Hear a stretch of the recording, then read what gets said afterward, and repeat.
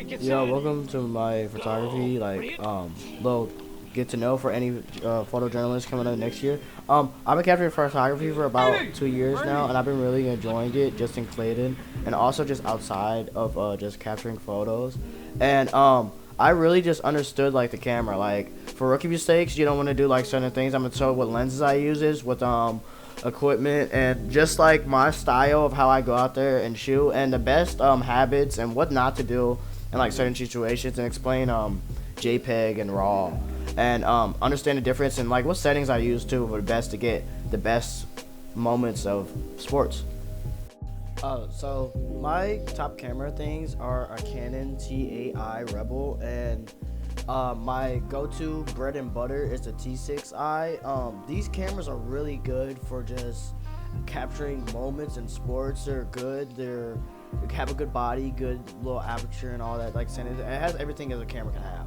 But these cameras, I really like them because the C6i is usually used for like up close. I use personally. T8i you can use for far lens and like far range. But I literally just love the T8 because like just the way the body and like the screen was when like looking through like the little camera hole, it's just so good. But yeah, those are my bread and butters. My settings I put on top of the screen right now because I do not remember that, and you'll be changing them throughout the process of how the lighting is and how like the game's moving and how fast paced whatever the sport you're depending on shooting, like swimming, soccer, football. I'm going with some of my favorite shots. This is probably the best photo I ever took. I actually took this on accident, and it was absolutely just so amazing when I watched it and I saw the way the outcome was. I got everything perfect. The lighting, the face, bro. It's just a wonderful photo. It's a wonderful photo, and like this is one photo I really cherish. And like this whole game atmosphere of just a golden hour of light. I just really cherish like this photo, and like it really just showed me like, oh, I can keep on doing this.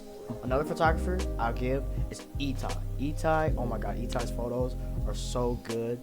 Like they're so amazing, and like I really love his soccer district champs photos. Like absolutely amazing, absolute raw photos, and I love like this emotion he gives like with like the people in his photos. Like man, it's just really amazing and like really wonderful just to see like him capturing like special moments that people always will come back and remember, especially this game because they won state. It stands to Wendy. Wendy takes some amazing photos.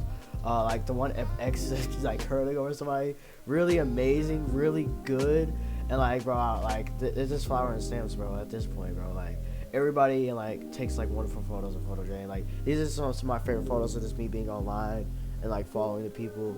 Like just absolute amazing work and amazing photos and like just capturing the team and love. And I just love the one of X hurdling because it's just so funny to me because I remember that moment of him literally jumping there and jumping over. Okay, so when filming football, you want to be in it, like practically like around the end zones. Usually my typical spot right here, that's usually where I sit, because usually if the team players are right here on the field, you want to have an angle of each player at least coming up to you. So say if the team's ready to score, you want to be about 10, say if they're at the 30, you want to be about 10 to 20 yards further up. Depending on the lens you use, it always depends on the situation. But say if they're making like a pass play, sometimes you have to understand the plays and understand what the coaches are doing in these situations. Say if they're down 30, they usually typically do not want to go for a run if they're on fourth down. I typically would be either right here or on a corner side, so I can at least capture a player either coming in for a pass or either a player coming up for a zone. So I'll be either in this perimeter, so my shot can still be right there. Line, I usually came right here. I don't typically around a B because usually the players are right here, like for always. So I typically be around either the end of the players to say if they're back here heading this direction. But if they are, I usually typically be on the end of them. Usually typically I'm close to the end zone. I usually don't like being in the middle of all the players because I usually get crammed. And I don't feel like that's the right situation because they're either going to drive the ball moving forward and are either, depending on what team, say if hypothetically speaking, they get an interception, the ball's going to be driving back. So you want to be in between either the end point or probably just the end point, just depending on. Sometimes you can go in the middle, but it's kind of a risky decision because you might get a ref's butt in your face or players in your face, bro. Y'all just depends. Raw, JPEG is literally just like capturing the camera and having the camera do all the work. I don't know really how to explain it, but JPEG is really just for you capturing just every single detail in a photo without it being regular. So JPEGs is for regular format photos. You want something that's basic, something not typically basic. You can still get a lot of good work with JPEG. But raw and natural is usually kind of advanced. Raw is literally kind of, you're getting every element of every pixel in the camera. So practically saying, if you want to take any photo of these, like from JPEG, you'll be able to edit certain elements in JPEG. But if you're shooting in raw, you'll be able to practically edit every single detail in the photo. You can edit like the hands,